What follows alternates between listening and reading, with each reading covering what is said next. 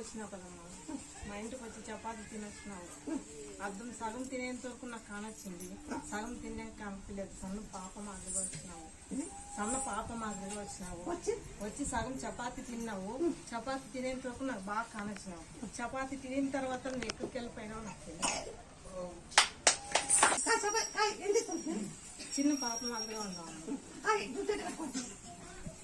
Rubber వేసుకున్నావు, జుట్టు కట్టుకొని రబ్బర్ వేసుకున్నావు, గవన్ వేసుకున్నావు. చిన్న పాప మాదిరిగా వచ్చినావు. నాకు చపాతి పెట్టుకొని అడిగినావు. అది సగమేనమ్మా తినేది, చపాతి సగమే తిన్నా. నువ్వు చూసినానమ్మా, నేను తినిపించినానమ్మా, నేను తినిపించినాను సగం. తెలియదమ్మా, నాకు కనిపించలేదు.